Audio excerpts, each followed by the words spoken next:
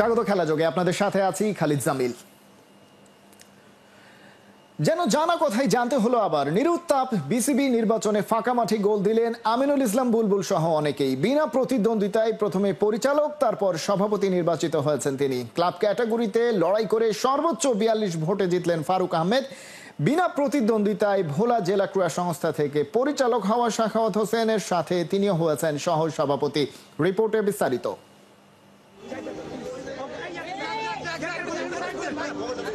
BCB নির্বাচনের vote কেন্দ্রের বাইরে এই ছবি দেখলে কে বলবে ভোটের লড়াইয়ে আগের দিনই বেশিরভাগ পদে কে জিততে যাচ্ছেন তা মোটামুটি কনফার্ম হয়ে গেছে। এ যেন এমন এক থ্রিলার সিনেমা যার শেষ ক্লাইম্যাক্স সিনে নায়ক নায়িকার পরিণতি সবারই জানা। যদিও এই হুড়োহুড়ির কেন্দ্র বুলবুলের সাথে ফারুক আহমেদও। সভাপতি পদ হারানোর পর নির্বাচিত হয়ে ফের কোন পদে আসতে যাচ্ছেন সেটা নিয়েই ছিল রোমাঞ্চ। জানা গেল সর্বোচ্চ 42 ভোট পেয়ে নির্বাচিত হয়েছেন সাবেক সভাপতি, এবার তিনি সহ সভাপতি। তাকে পাশে নিয়েই বিজয়ী বুলবুল হাজির হয়েছিলেন প্রেস কনফারেন্সে। তিনি কথা রেখেছেন, চেয়েছিলেন সবার সাথেই ক্রিকেটের জন্য কাজ করতে। আজকে যখন আমি সভাপতি হয়েছি তখন সভাপতি হওয়ার যে সেকেন্ডার ছিলেন তিনি ছিলেন ফারুক ভাই, এবং ফারুক ভাই যখন সভাপতি হয়েছে সেটার প্রস্তাবক ছিলাম আমি। এই কথাটাকে আর বলার মূল কারণ হচ্ছে যে আমাদের সকলের আগে, পদের থেকে আগে হচ্ছে আমাদের ক্রিকেট, এবং আমাদের এই ক্রিকেটটা আমরা কিভাবে সামনের দিকে এগিয়ে নিয়ে যেতে পারি সেই লক্ষ্যে আমরা প্রতিজ্ঞাবদ্ধ হব ইনশাআল্লাহ। এবং আমরা যে দলটা পেয়েছি 25 জনের যে ক্রিকেট আমাদের যে বোর্ড অফ ডিরেক্টরস পেয়েছি, এই 25 জন আমরা একসাথে কাজ করার জন্য অঙ্গীকারবদ্ধ হয়েছি। সবচেয়ে বড় কথা, এটা বড় একটা টিম হয়েছে। আগে আপনি জানেন বুলবুল আমিনুল ইসলামও কাজ করেছে একটা ছোট্ট বোর্ড নিয়ে, একজন 3-4টা কমিটি ছিল। So it was not easy because অনেক ফাস্ট কাজ।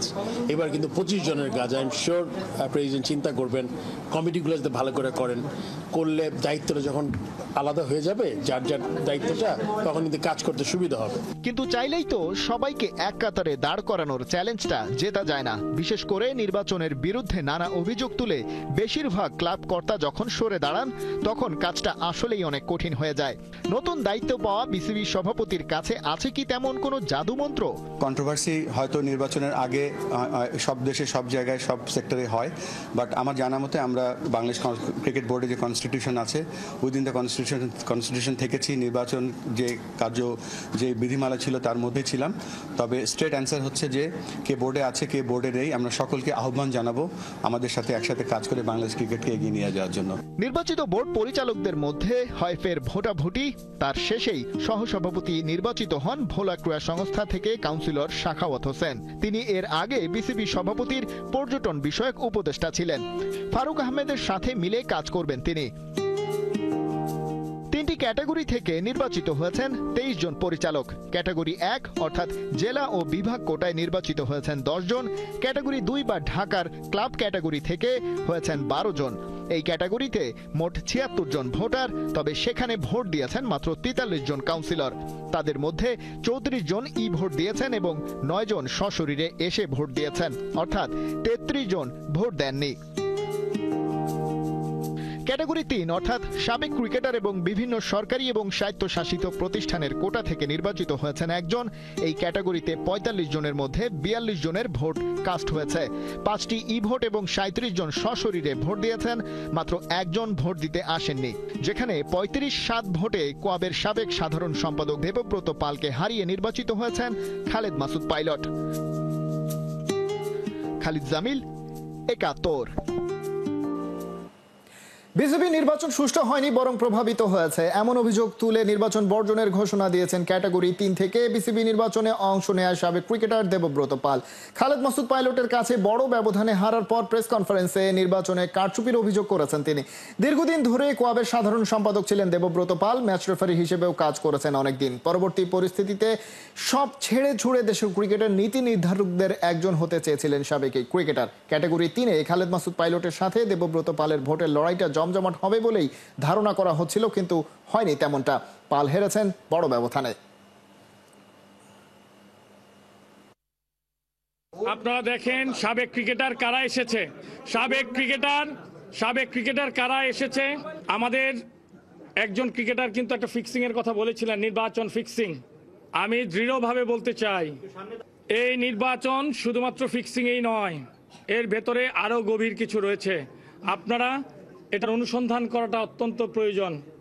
আপনি যদি দেখেন ক্রিকেটার হিসেবে কারা এসেছে, আমরা চাই 15 জন কাউন্সিলর কারা হবে দেশ বরেণ্য ক্রিকেটার। যারা কাউন্সিলর হয়েছেন তারা অবশ্যই জাতীয় দলের খেলোয়াড়, তাদের প্রতি অবশ্যই সম্মান রয়েছেন। কিন্তু ক্রিকেট বোর্ডের যারা চাকুরিরত থাকেন, এই কাউন্সিলের সাধারণ সদস্যরা কিন্তু সাধারণ পরিষদে তারাই কিন্তু বাজেট সহ সকল পরিকল্পনা পাশ করবেন। বিসিবির এমপ্লয়ি হয়ে আপনি সেই পরিকল্পনা পাশ করছেন, যাদের নামে আইসিসি থেকেও বিভিন্ন সময় বিভিন্ন ধরনের অভিযোগ এসেছে, তাদেরকেও কাউন্সিলর করা হয়েছে। আমি কিন্তু একটি বার কোনো ক্রিকেটার সম্পর্কে কিছু বলিনি। একটা নারী ক্রিকেটারও দেখবেন না যে জাতীয় দলের মধ্যে আছে। ক্রিকেট বোর্ডের কনস্টিটিউশন জাতীয় প্রথম শ্রেণীর ক্রিকেটার, একটা প্রথম শ্রেণীর ক্রিকেটারও নাই। জুনিয়র ক্রিকেটারদের জন্য সাকিব আল হাসান যেন কোচ। বিপিএল এ সতীর্থদের দিতেন বোলিং পরামর্শ, এনসিএল খেলতে এসে তেমনটাই জানিয়েছেন রাজশাহী ডিভিশনের বোলার নিহাদুজ্জামান। টাইগার অলরাউন্ডারের টোটকা নিয়ে কাজেও লাগিয়েছেন এই স্পিনার। বিস্তারিত আবু নাইমের রিপোর্টে।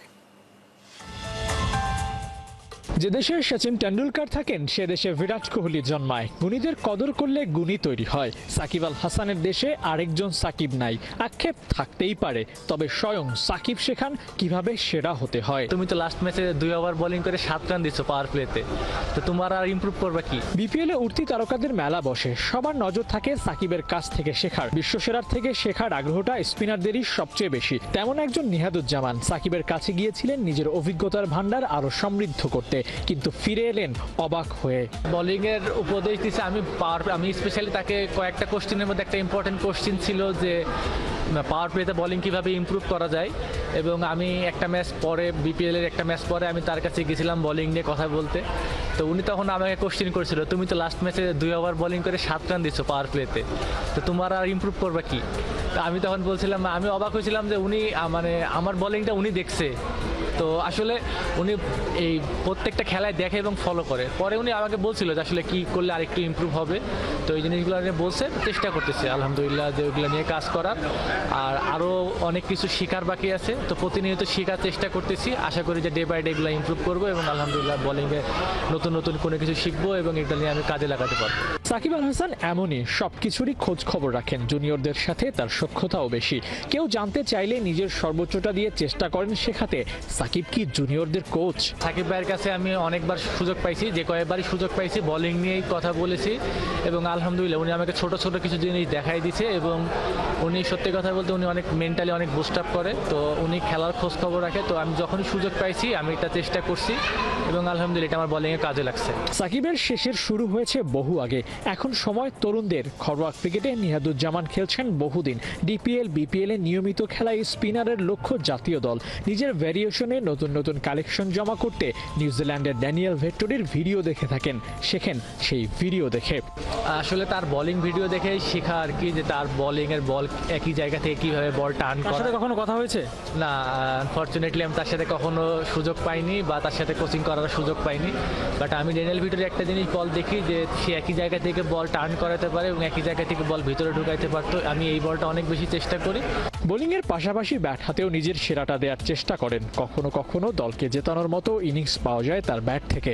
ব্যাট বল দুই অঙ্গনে নিজের সেরাটা দিতে পারলে নিহাদরাই হয়ে উঠতে পারেন সাকিবের উত্তরসূরি। আবু নাইম, ৭১, সিলেট। আইসিসি নারী বিশ্বকাপে শুরুটা হয়েছে দাপুটে। এবার ইতিহাস গড়ার পালা। গুয়াহাটিতে টাইগ্রেসদের সামনে এবার ইংল্যান্ড, যাদের বিপক্ষে মঙ্গলবার ইতিহাসে দ্বিতীয়বারের মতো ওয়ানডে খেলতে নামছে জ্যোতিরা। ব্যাটিং, বোলিং, ফিল্ডিং 3 ডিপার্টমেন্টেই নিজেদের সামর্থ্য দেখানোর পর এখন স্বপ্নটাও হয়েছে বড়। বাংলাদেশ ইংল্যান্ড ম্যাচ প্রিভিউ থাকছে পার্থ বণিকের রিপোর্টে। সোভানা মোস্তারির উইনিং বাউন্ডারি, সাথে সাথেই শেষ পাকিস্তানের সব হম্বিতম্বি। নারী বিশ্বকাপে এভাবেই প্রথম ম্যাচ জিতে হাসছেন নিগার সুলতানা জ্যোতিরা। কোনো নেল বাইটিং ম্যাচ নয়, কোনো স্ট্রাগল নয়। 113 বল আগে পাকিস্তানকে 7 উইকেটে হারিয়ে এবারের বিশ্বকাপে বাংলাদেশ করেছে ফ্লাইং স্টার্ট। 8 দলের বিশ্বকাপে কলম্বো পার্ট চুকিয়ে ভারতে পা রেখেছে টাইগ্রেসরা। মঙ্গলবার আসামের গুয়াহাটিতে প্রতিপক্ষ ইংল্যান্ড, যে ইংল্যান্ডের সাথে ওয়ানডেতে কেবল একবারই খেলার রেকর্ড আছে বাংলাদেশের, তাও 3 বছর আগে ওয়েলিংটনে 2022 বিশ্বকাপে। সেই ম্যাচে 100 রানের হার নিশ্চয়ই জ্যোতিরা এখনো মনে রেখেছেন। 3 বছর আগের সেই দলের মধ্য থেকে ক্যাপ্টেন ছাড়াও এবারের বিশ্বকাপ খেলছেন ফারজানা হক পিঙ্কি, শারমিন আক্তার সুপ্তা, ফাহিমা খাতুন, নাহিদা আক্তাররা। 3 বছরে সময় যেমন পাল্টেছে তেমন পাল্টেছে তাদের খেলার ধরন। তবে নতুনরাও এবার ইংল্যান্ডের জন্য হতে পারেন ভয়ানক। সেখানে প্রথম দুটো নামই পেসার মারুফা আক্তার আর ব্যাটার রুবাইয়া হায়দার ঝিলিক।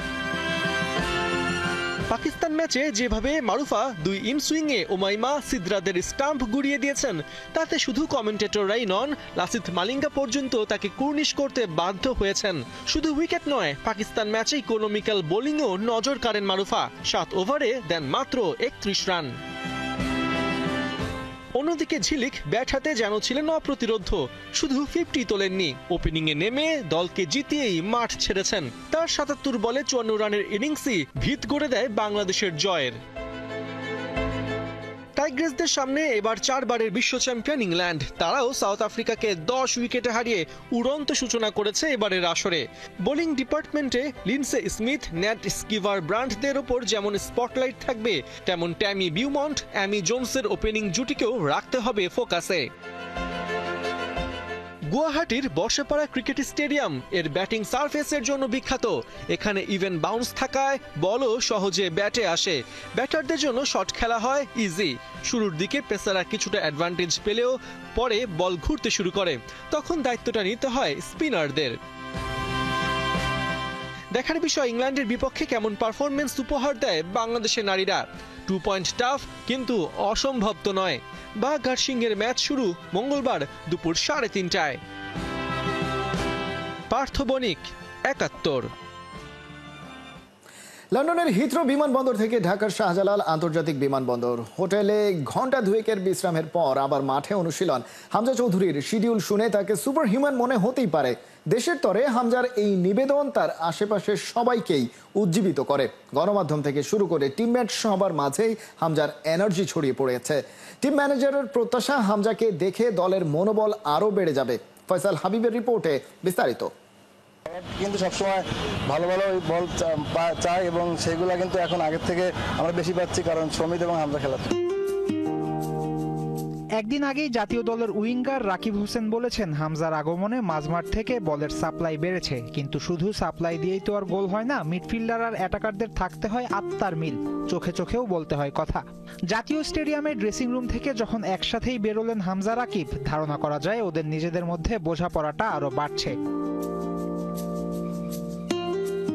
দেখতে দেখতে বেলা তো অনেক গড়ালো। বাংলাদেশের আলো হাওয়া, তাকে ঘিরে মাতাল করা উন্মাদনা, এসব কিছুই তো আর নতুন না তার কাছে। স্টেডিয়ামের ট্র্যাকে অনুশীলন করতে থাকা অ্যাথলেট যেমন দৌড়ে এসে হামজাকে ছুঁইতে চায়, টিমমেটরাও ফ্রেমবন্দি হতে চান হামজার সাথে। তার আগমনে সবার মাঝে এই কর্মচঞ্চলতা বেশ উপভোগ করেন টিম ম্যানেজার। সবচেয়ে বড় অনুপ্রেরণা হলো যে হামজা যেহেতু আসছে, সেটা একটা বাড়তি স্পিরিট যোগায় আমাদের টিমকে। তাকে দেখলে একটা আলাদা, আপনাদের পাশে আপনাদের চেহারা দেখলেও আমার ভালো লাগে যে আপনারা যেমন দৌড়ে আসেন, যে এই একটা স্পিরিট, এই স্পিরিটটাকে আমরা আসলে কাজে লাগানো আমাদের দরকার। শুধু বাংলাদেশ তো নয়, উপমহাদেশেরই সবচেয়ে বড় ফুটবল তারকা হামজা। কিন্তু এই চৌধুরী সাহেব পুরোটাই বিনয়ে ভরা। এদিনও দেখা গেল তার নমুনা। জামালদের বিশেষ খেলায় যখন ভুল করলেন হামজা, শাস্তি মেনে নিলেন মাথা পেতে। মাঠের মানুষ মাঠে নেমেই ক্লান্তি ভুলতে চেয়েছেন। ফুটবলে একটুখানি পা ছুঁয়ে ট্রেনারের ডাকে হামজা সহ অন্যরা গেছেন গা গরমের রানিং করতে। কিন্তু তপু বর্মন ছিলেন আলাদা। ইনজুরিতে আক্রান্ত তপু এদিনও আলাদা রানিং চালিয়েছেন মলিন মুখে। তবে ডিফেন্সের বড় ভরসা ছিটকে যাননি এখনো। আছে হংকং চায়নার বিপক্ষে মাঠে পাওয়ার আশা। তপুর যে অবস্থাটা আছে, আমি কালকেও দেখেছি যে তপু মানে ট্রেনিং বল নিয়ে করে নেই, বল ছাড়াই ট্রেনিং করেছে। তো আমি জানি না আজকে হামজাকে দেখার পরে যদি কিছুটা চেঞ্জ হয়, সব কিছুতে মানুষ এই সাহসটা পেয়ে যায়, তাহলে সেই পজিটিভ দিকটাই চিন্তা করতেছি। এদিনের অনুশীলনে নতুন গোলকিপিং কোচ কিপারদের নিয়ে আলাদা কাজ করেছেন। ফুটবলাররা কোচেদের কথা মতো কাজ করেছে মন খুলে, কিন্তু এরপরও একটা অপূর্ণতা থেকেই যাচ্ছে। এখনো যে দেশে আসেননি শামিত সোম, কানাডা প্রবাসী ফুটবলারকে নিয়ে শঙ্কা আছে ম্যানেজমেন্টের মনেও। সমিত, হামজা, এরা যারা আছে সাথে আমাদের যারা প্লেয়াররা যারা খেলে, সবাই যে একটা বন্ডিং হয়েছে, এটা আসলে আপনারা আমাদের এই ক্যাম্পে যদি না কেউ থাকে ওই সময় বোঝা যাবে না যে এক সুন্দর বন্ডিং। সমিত এসে যেন খেলার অবস্থায় থাকতে পারে, সেইটাই আমি চাচ্ছি। মজার ব্যাপার, সোম দেশে আসার আগেই ঢাকা আসবে হংকং চায়না দল। মঙ্গলবার উত্তরার পুলিশ লাইন মাঠে অনুশীলন করবে ওরা, আর ওই দিনই সন্ধ্যায় দেশে আসবেন শামিত সোম। ক্লান্তি কাটিয়ে 90 মিনিটই মাঠে থাকবেন এই মিডফিল্ডার, সেটাই প্রত্যাশা দর্শকদের। ফয়সাল হাবিব, ৭১। আবারও জয়ের ধারায় ফিরল Manchester City. Goal machine Erling হাল্যান্ডের ম্যাজিকে ইপিএলে পূর্ণ 3 পয়েন্ট পেল পেপ গার্দিওলার শিষ্যরা। ব্রেন্টফোর্ডের মাঠে নরওয়েজিয়ান ফরওয়ার্ডের করা একমাত্র গোলে 1-0 ব্যবধানে জয় পায় পেপ গার্দিওলার দল। প্রথমার্ধে 9 মিনিটে নরওয়ের এই তারকা বাপায়ের দুর্দান্ত এক শটের ভলিতে জালে দেখা পান। এ নিয়ে টানা 5 ম্যাচে ইপিএলে গোল করলেন হাল্যান্ড, আর সব প্রতিযোগিতা মিলিয়ে টানা 7 ম্যাচে নাম তুললেন স্কোরশিটে। সব মিলিয়ে নতুন মৌসুমে 9 ম্যাচে 12 গোল করেছেন এই গোল মেশিন। ম্যাচে একাধিক সুযোগ তৈরি করলেও ব্যবধান বাড়াতে পারেনি ম্যান সিটি।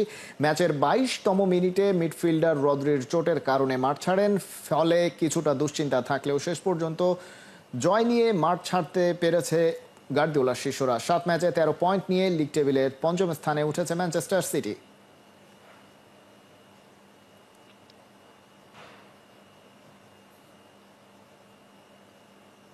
রোহিত শর্মার ক্যাপ্টেন্সি নিয়ে সমালোচনা যেন থামছেই না। এবার উঠে এসেছে ভিন্ন খবর। 13 বছর আগে রোহিতের সোশ্যাল হ্যান্ডেলে এক স্ট্যাটাস নিয়ে তোলপাড় ভারতীয় ক্রিকেট পাড়ায়। 2012 সালে এক্স অ্যাকাউন্টে একটি টুইট করেছিলেন রোহিত, যেখানে তিনি লেখেন একটি অধ্যায়ের সমাপ্তি এবং আরেকটি অধ্যায়ের শুরু, যেখানে কিনা 45 এবং 77 দুটি জার্সি নাম্বার দেখা যায়। দুটি নম্বর দিয়ে মূলত রোহিতের জার্সিতে থাকা সংখ্যার প্রতি ইঙ্গিত দিয়েছিলেন। কাকতালীয় সেই দুটি সংখ্যা রোহিত ও শুভমান গিলের সঙ্গে মিলে গেছে। রোহিতকে সরিয়ে গতকাল ওয়ানডে দলের নেতৃত্ব তুলে দেওয়া হয়েছে শুভমান গিলের কাঁধে। রোহিতের ক্যাপ্টেন্সি বাদ সম্পর্কে নির্বাচক আগারকার বলেন, রোহিত এবং কোহলির ক্যারিয়ারের ভবিষ্যৎ কি হবে তা তাদের সিদ্ধান্ত, কিন্তু 3 ফরম্যাটে 3 ক্যাপ্টেন আপাতত ভাবছে না ভারত।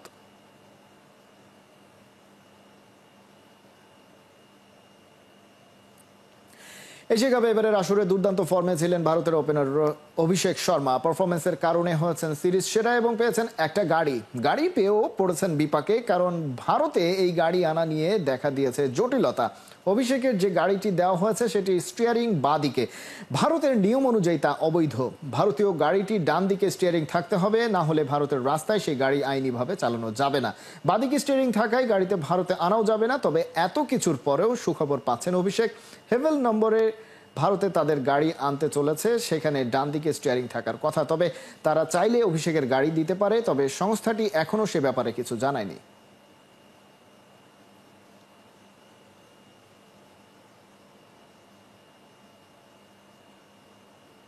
এই ছিল এখনকার খেলা যোগে। সরাসরি সংবাদ অনুষ্ঠান দেখতে চোখ রাখুন ৭১-এর ফেসবুক পেজে এবং সাবস্ক্রাইব করুন ৭১-এর ইউটিউব চ্যানেল। ৭১-এর সাথেই থাকুন।